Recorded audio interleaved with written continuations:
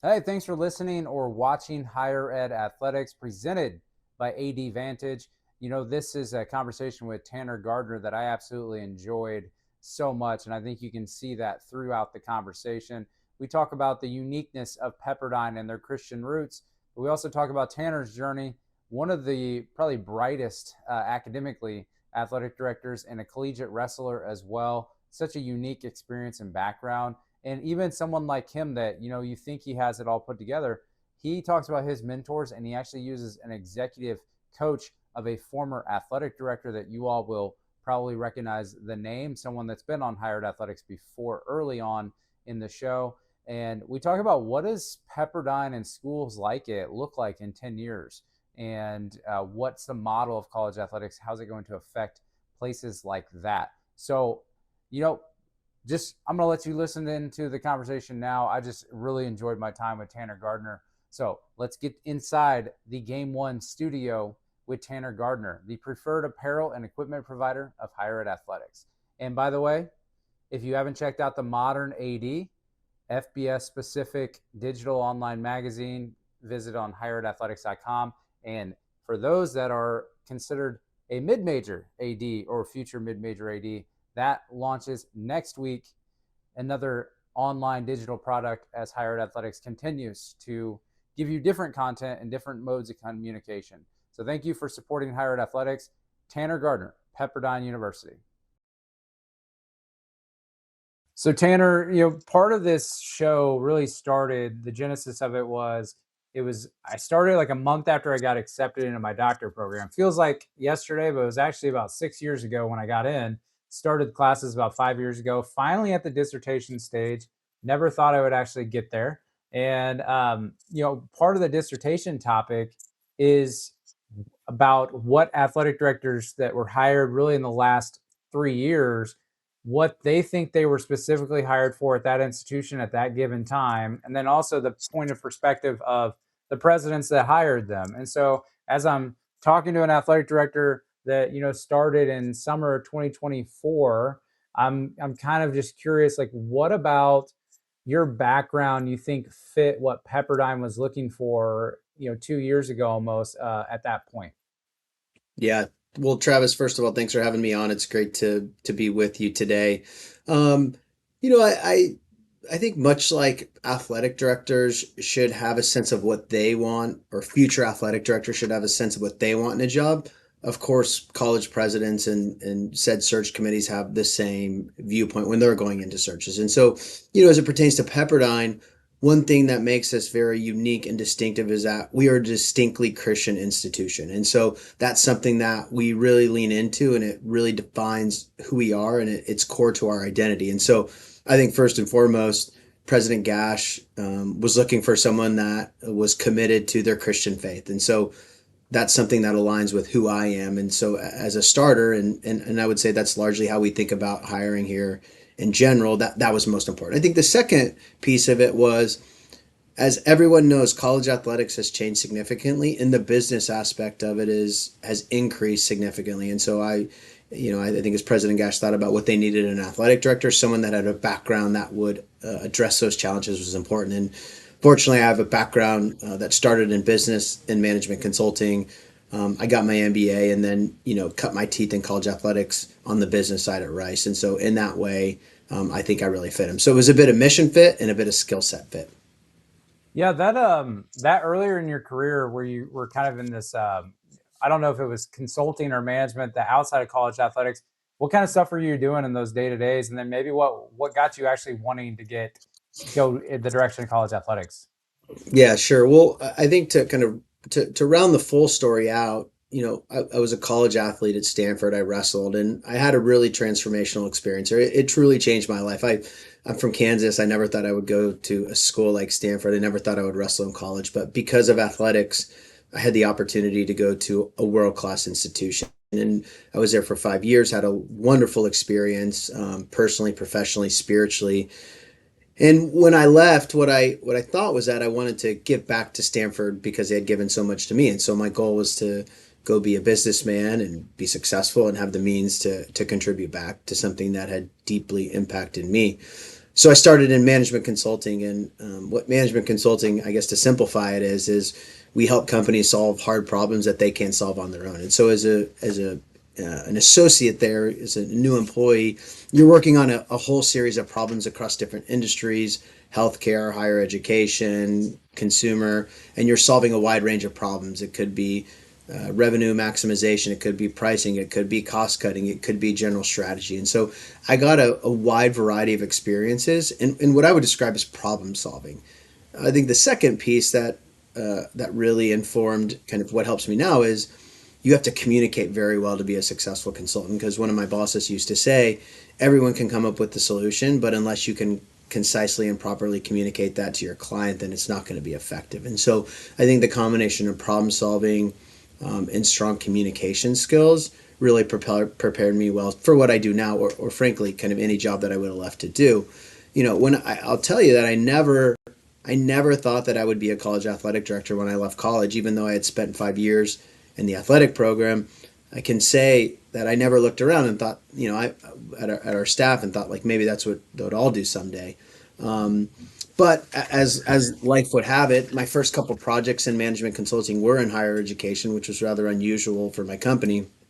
Um, Subsequent to that, I kind of went on a big corporate project, a pharmaceuticals merger, and it was around that time that I was applying for business school because that was in my plan too. And this was in July of 2009, and the essay question for one of the applications was, "What do you want to do with your life and why?" And I was 24 years old, and um, I kind of thought about that question generally, but not specifically. And so I remember in July of 2009, I sat down and I said, well, what do I want to do? I thought I wanted to go become a CEO, be really professionally successful, and then give back. But is that really what I want to do? And so I took out a piece of paper and I wrote down a list of things that I thought I was good at, that I was passionate about, that I really enjoyed. And in that moment, I felt like I got a calling from the Lord that I should work in college athletics. And that was the first time in my life that I had kind of really thought about that as a career. And so, to kind of shorten the story of how I got into the business, I called my athletic director from Stanford the next day, Bob Bowlesby. He kind of walked me through what I might have to do. I ended up working for him for the summer before I went to business school. He taught me the business, and hopefully I helped him with a couple things too. And then I ultimately went to business school, and 5 years later, through kind of growing experiences and a series of connections, I earned a job as the chief revenue officer at Rice University. Can you believe it's almost August? It's crazy. My kid's about to go back to school. College is about to go to school. The only great thing is my son got the NCAA football game, so I've been able to play that, and it's got me ready for the fall. But look, as your athletes go back to campus, you need to think about their resources for mental health. And is your institution able to cover what you need? Is your current setup? If not, consider partnering with OnRise. Go to onrise.care. And remember, if you are a Learfield school, you get a lot of these resources and you're going to have discounts and through this new partnership. So onrise.care, mental health care. I want to talk about this. You kind of talked about the institutions you've been at.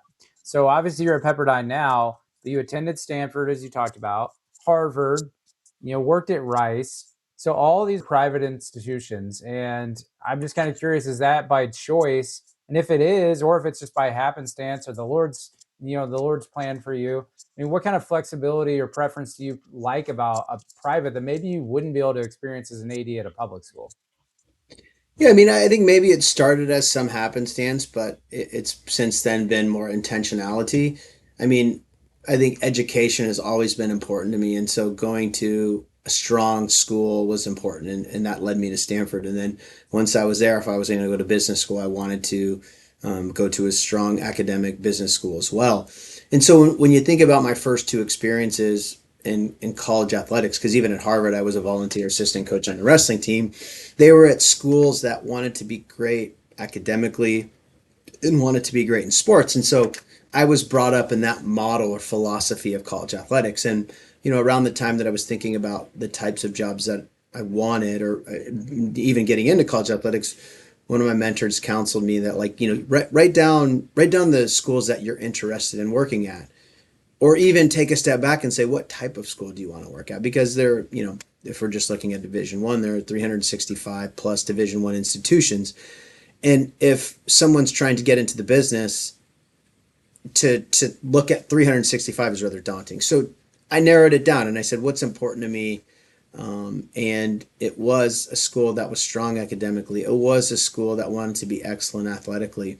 And then I think as I thought about my experiences at Stanford and Harvard, I like that smaller community. And when you think about smaller schools, they tend to be private. And so I don't know that I started by saying a private institution is where I want to work, but as I worked through the criteria of the types of schools that I was interested in, it happens that many of those are private institutions. Well, the fact that you said you narrowed it down, because a lot of people narrow it down a different way, right? They're like, well, yeah, I want to be a Division One athletic director, but I want it to be FBS. Or when people say I really want to be an AD, but there's only 130 of them, and I remind them, I was like, no, there's actually like 1,000 of them, but you're limiting it to that. Whenever obviously that number gets a lot smaller, whenever you're open to things that I just want to be at a private, high academic, prestigious school. That probably shrunk that list. I mean, how many name or school names do you think were on that list? Probably not more than 20.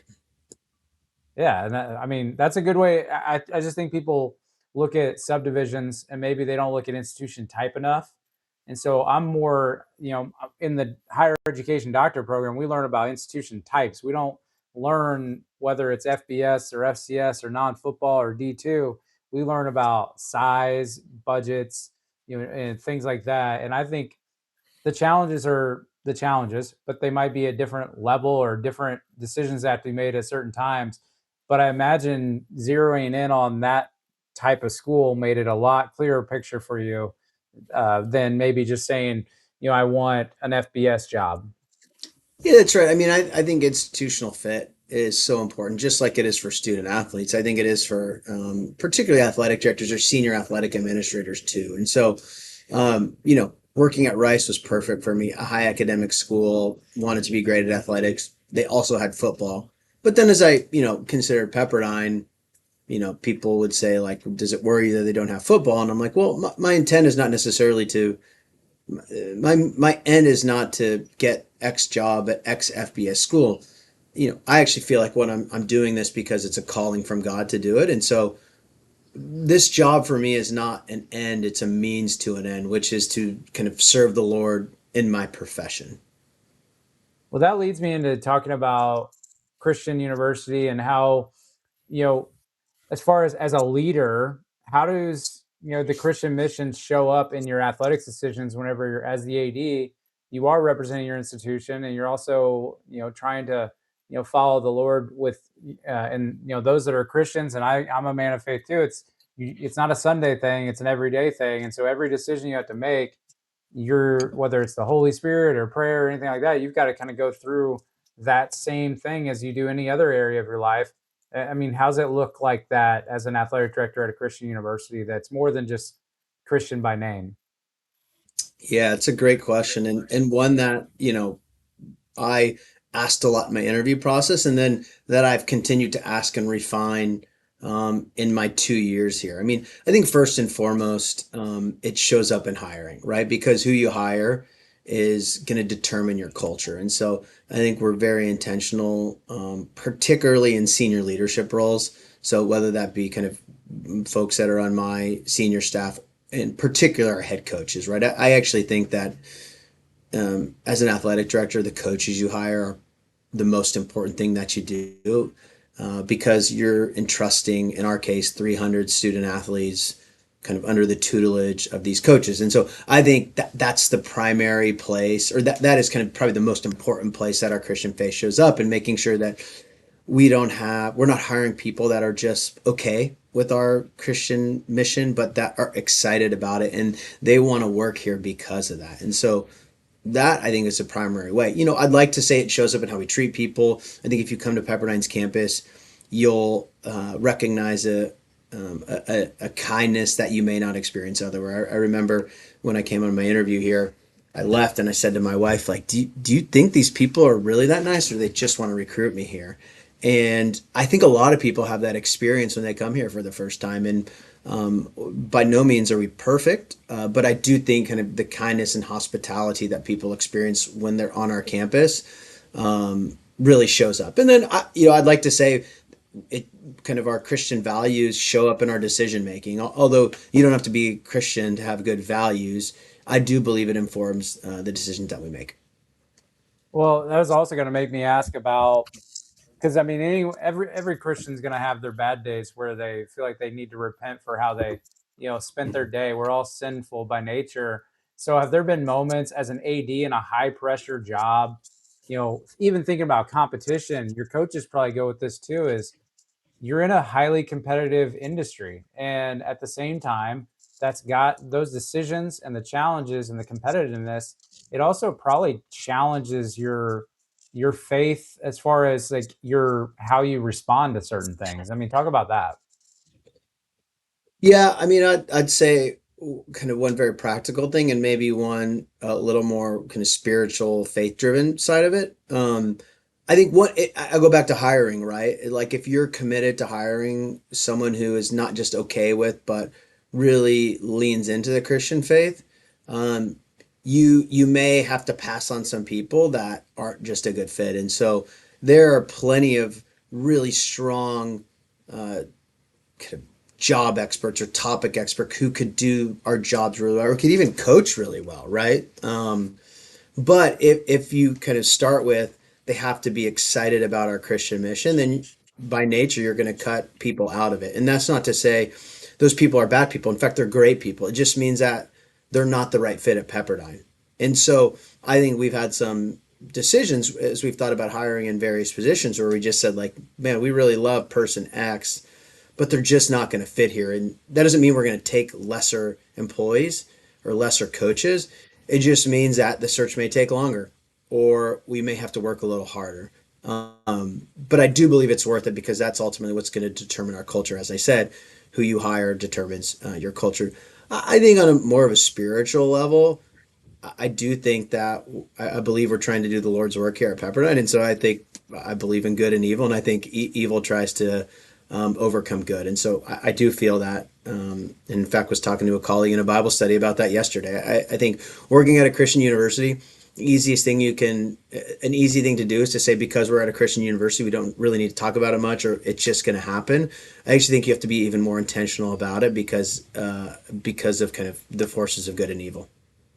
Yeah, it's something Jamie Boggs and I have talked about too, and she's been on the pod in the past about. I mean, their staff prays together, and some people that they feel like that's a weird cultural thing, but like if institutional fit is institutional fit, you know what you're getting into, and so I would say the hiring process is arguably one of the most critical components of a Christian university, and I think that's why usually you see someone's statement of faith when you're applying for a job at a school like that, and it's not something just quickly signed. You need to think about it heavily, and it kind of that's obviously heavy on the coaches and the staff, but also student athlete experience. I'm just kind of curious at a Pepperdine, and this doesn't have to just be talking about the Christian aspect of the university, but what is in the world of transfer portal and things like this and NIL, what does the student athlete experience look like at a Pepperdine? And then maybe has it shifted even in the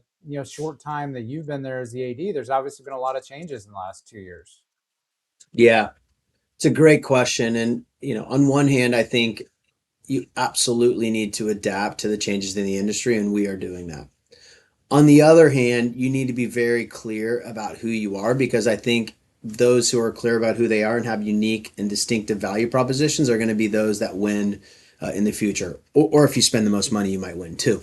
But for schools that don't have the most money, being clear about who you are is the most important. And so for me, whether that's in who we hire, how we talk about raising money, how we talk about being successful, or in the case of your question, how we talk about the student athlete experience, comes back to our vision, which is championship athletics rooted in Christian values, academic excellence, and community. And we want to deliver on those four components. So we want the student athletes that come here to experience championship athletics. We want to be good. We're in sports, and just because we're Christian doesn't mean that we don't care about that. In fact, we're called to be excellent as Christians, and so we want to be excellent. The second piece of it is Christian values. Not every student athlete that comes here is Christian, and not every student athlete that leaves here is Christian. And that's not necessarily our measure of success or not. But as our chaplain says, our goal is to cultivate the love of Jesus in the hearts of our student athletes. Whatever that ultimately looks like through their journey at Pepperdine, we want them to leave feeling like we did that for them. The third is academic excellence. Back to kind of where I started of my values on higher education is we want academically strong students. And I think about academics. I'd like to think about academics more as outputs versus inputs. So doesn't mean you have to be the best student coming in, although we do have real standards here. But I think about it more of like we want to make sure that we're delivering on a good academic experience, delivering a degree to our student athletes that's valuable. That gets harder in the world of transfers, and so I think there's tension in that necessarily. But that would be our North Star at least. And then the final piece of it is community, right? That's community among our student athletes. That's community between our student athletes and all students at Pepperdine. That's community between our whole campus community and our athletics department. And that, it kind of extends beyond in concentric circles. So I think that we want to provide a unique and distinctive community experience here where it feels different. And for those who it's right, it's a really good thing. I would also say that with transfers, community gets harder as well because when you're having less continuity year over year, that's something that you have to reckon with. But then I think it comes back to the coaches recruiting the right type of kids too.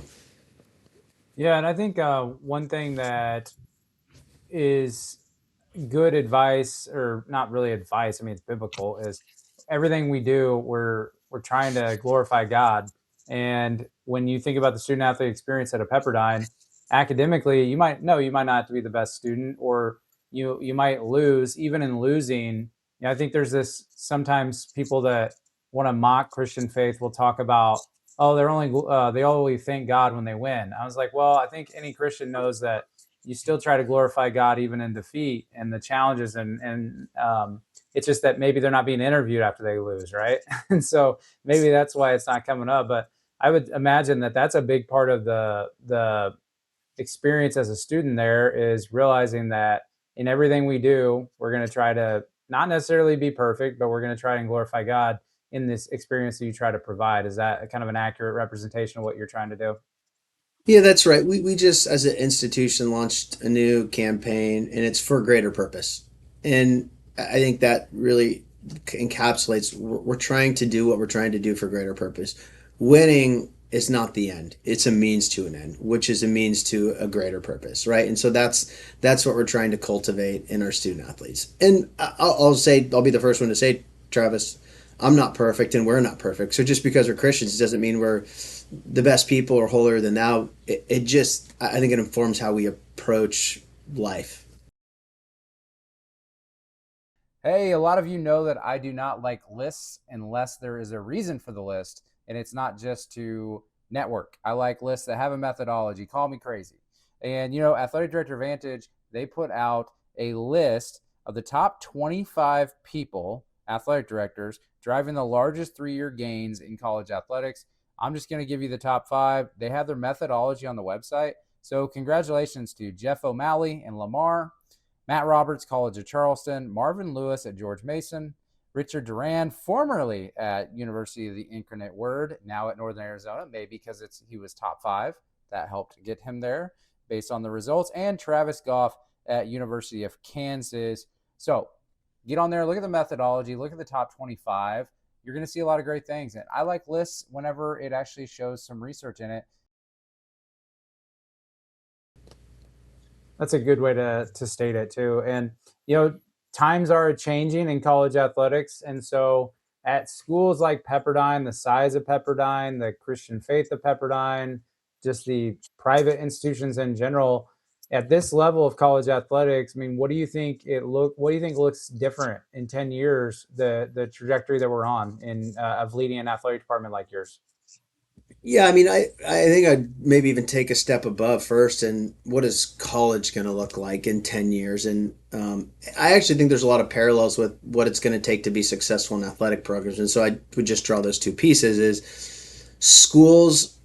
I often say that there's two ways that schools or college athletic departments win. One is by having the most money, and one is by having unique and distinctive value propositions. And so as I think about what does college athletics look like for schools like Pepperdine in the next 10 years, I think schools that differentiate themselves and know who they are and lean into that and don't try to be what everyone else is, those are going to be the schools that are successful. That doesn't mean we can be immune or ignore kind of the new age of college athletics just to say that because of our vision we don't need to do NIL. Well, we're not going to win if that's the case, but it may mean that we don't need as much. We're still going to need a lot, but it may mean we don't need as much. Which brings me to the second thing is that I think college athletics, it's going to continue to be more costly. And so the importance of generating revenue, whether that be philanthropically or transactionally, is going to continue to be important, and it's only going to increase in importance. But I think that's balanced against knowing who you are and being unique and distinctive. It's going to be hard. I have no doubt about that. And I mean, I'm not one to prognosticate what's going to happen in the industry, but I think it's very likely that we could have a new set of divisions because of the way college athletics went, whether that's football schools and non-football schools, or whether that's all sports or some sports. I don't know, but I do believe there's going to be a shaking of divisions too. You know, I am kind of curious. We talked about this a little bit about how you see the importance of coaching or hiring coaches, and I've asked a couple of ads this. And I always try to kind of pull a question out that I can ask maybe several to see if I pick up on any themes before they're even released, so that there's no swaying of the question. But I mean, do you see, maybe not at a Pepperdine, but maybe looking back at other, at Rice, where you've been at, for example, an FBS school, do you think we get to the point where the athletic director is so busy or has to be focused on new revenue that at some point coaching, similar how sport administration has gotten kind of passed off over the years, that maybe you're maybe the final sign off, or possibly with presidents looking at different models of department leadership, is it crazy to think that maybe one day an athletic director isn't even making regularly the coaching hires and evaluations for an athletic department anymore? It's a great question. I mean, I think if you look at some of the direction of college athletics, particularly at I'll even just call it P2 level right now, the SEC and the Big Ten, I think you're seeing much more professionalization. And even at some schools, I think perhaps maybe Cal did this, but almost proxying a model of professional sports where you have the team president who's kind of the business decision maker, and then the general manager who's hiring the coach and making more of the personnel decisions. So, will we go to that? Maybe at a subset of schools. On the other hand, I'll go back to where I started with hiring, and that hiring is the most important thing you do. And even if we do move to a professional like model, we're still in a student athlete model, at least today. And as long as I'm in the business, we will be, or if we're not, then I'm not sure I'm interested in being in it. In that case, once again, I'll say your head coaches are the ones you're entrusting to your student athletes with. And so I believe it's imperative that the AD is actively involved in that. Do they lead the search? Some sports, maybe, maybe not. I don't know. But I think ADs have to continue to be very engaged in hiring of coaches. Yeah, and it's not just the professionalization of pro sports model coming in. History repeats itself, and so think about this. As crazy as it seems, I study IU as an institution, obviously really closely, and you know, their president back in the 1900s, early 1900s, was taking train to go recruit faculty to hire faculty. Well, the president today at no university hires or fires faculty, right? And so you look at what's the kind of faculty connection in college athletics. You could argue it's the coach. They're the teacher. They're with our students the most, and it's not that crazy to think about one day that maybe it's not the athletic director because the president doesn't hire the faculty. So why, in 20 years from now, at some schools you might think, why would the athletic director hire the coaches? And so I don't know. It's just another way to look at it, that we're so far removed from that being the normal thing of a president hiring faculty, that today it would never happen. But at the same time, as things do professionalize, that's another way to look at it, I think, is it's not just professional sports. It's like, well, what does higher education look like? Because college athletics is constantly going to be in the in higher education, whether it professionalizes or not. And at a subset of schools, like you said, I could see it go that model too. I don't know. It That could. might sound crazy. Honestly, with the amount of change we've had in the last 3 years, nothing would surprise me. Game One is a one stop shop for premium college athletic uniforms, apparel, equipment, facility products, and more. From partnerships with teams and organizations to work and dedication with local communities, Game One continually strives to take on every day, season, and competition with excitement and purpose. Focus on an intercollegiate athletics business model that has grown by almost 30% in the past year. Game One continues to expand its sales and service model in this space. For partnership opportunities, please contact Tim McMurray, Vice President of Collegiate Partnerships at tim.mcmurray at game-one.com. Yeah, you never know. Well, I want to talk about, speaking of like passing off duties, as for lack of a better term, I'm always curious whenever someone is kind of new to the AD chair about going from that chief recommendation officer, is what someone had referred as a deputy to me before, what it's like going from that to the actual chief decision maker. Because my tagline of higher ed athletics now is college athletics is a decision sport, and you have to be ready to go from deputy to AD, you all of a sudden have to make the decision. And obviously, you still have a boss, but like you are leading the department. How did that kind of help you or make you adjust your style as an administrator? Yeah, I mean, I guess I would say there's some tactical things and just more some kind of situational or kind of experiential things that that I would describe with it. I think the biggest change from being a deputy to becoming an AD is the emotional weight that you feel behind those decisions, right? Because when you recommend decisions, you may feel responsible for them, but ultimately you're not the one that people look to if something goes right or wrong. When you're the athletic director, they look to you, right? So if a coaching hire goes wrong, they're not looking to the deputy who may have recommended it. They're not looking at the president. They're looking at me or any positive or negative thing that happens in our department. And so I think I have felt, and I've talked to other athletic directors who are new and they feel the same. Like, I think there's a real emotional weight to it. And so the work that I do, I may work the same amount as I did as a deputy. I may have the same involvement in decision making as I did as a deputy, but I bear the weight of the decision. And so I think the emotional weight of that, which translates into physical weight as well. To me, that is the biggest difference. Is that like you wear the decision all around, and I'm a big person on accountability, and so I like to kind of take responsibility for anything that goes wrong in our organization. I may not be kind of responsible for it, but I feel like I'm always accountable. So I think that's probably the biggest thing. I think the second thing, as more tactical, is it's really lonely to be an AD, and all ADs have their own problems, and so ADs can support each other to be sure, but each AD is dealing with their own problems. And so one thing that I've done since I've got here that's been incredibly valuable to me is get an executive coach. So a guy named Bob Grant, he's the former athletic director at Wright State. He's my executive coach, and we meet a couple times a month. And he's incredibly valuable for me in thinking through decisions in an educated but objective manner. And it's just someone that I can be vulnerable with. And so he's kind of my tactical mentor. And then I have a spiritual mentor who I spend time with periodically, talking about kind of the spiritual challenges that I face. And so I think having mentors who have been there, whether that's in athletics or in leadership roles, is so important. Gosh, Bob was one of the first people, not first, but he was early years of doing higher ed athletics. And I made the drive over to Wright State, and we interviewed in person and talked forever. He gave me a tour and everything, and talk about a high energy guy that did things the right way.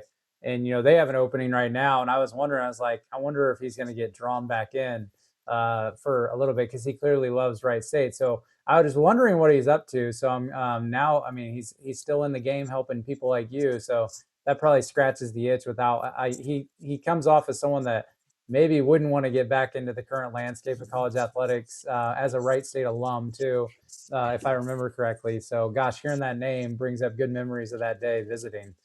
So I think that's great advice, though, to get a. I mean, and thanks for just admitting that. Some people won't even say that they have, like, executive coach like that.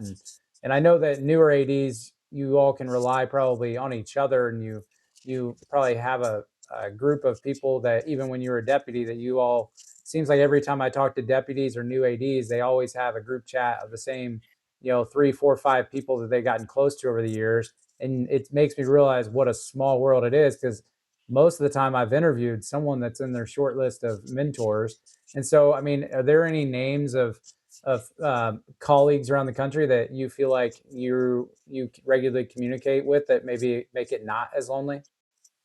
Yeah, I mean, well, the person that helped me get into this industry is Bob Bowlesby. Bob is himself retired now, but continues to be a resource for me. Um, a couple, you talked about a group text, a couple close friends that I've kept throughout the years are Brian Mann, the athletic director at William and Mary, who we worked together at Rice and continue to be close friends. And then another gentleman, Brandon McNeil, who's at the University of Denver. Those two are close friends for me. And then, another person that I keep in close touch with is Ryan Peck, who's a deputy athletic director at TCU. We were in Conference USA and in the American together, and continue to be good friends. So, yeah, I feel like I have a good network of people to reach out to. I think, and I would say the value of having the executive coaches, all those people that I just mentioned, maybe short of Bob, have their own challenges within the business. And so, we're kind of trying to counsel each other, but dealing with our own problems at the same time, where, Bob is, I'm sure he has problems in his life, but not related to college athletics. And so he can focus his attention on his mentees versus his own problems. Yeah.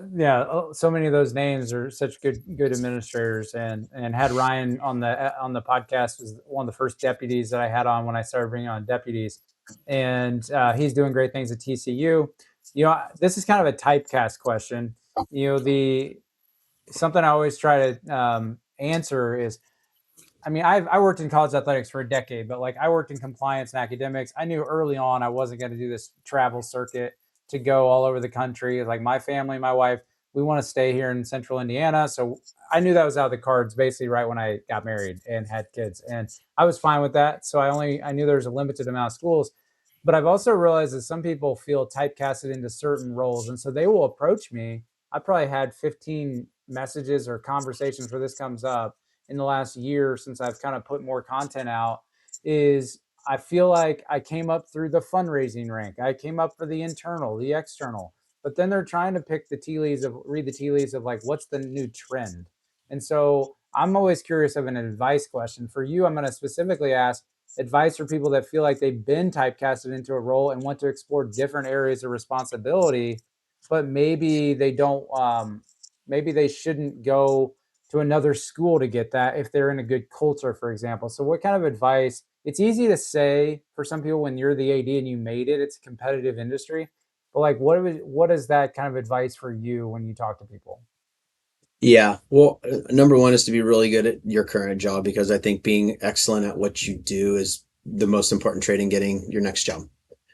The second thing is looking for ways in your current job to get experience in different areas, which may require more time and investment, but ultimately is going to help you grow. And, one person that I would point to having done this better than anyone else I've ever seen, and you mentioned his name earlier, is Brian Blair.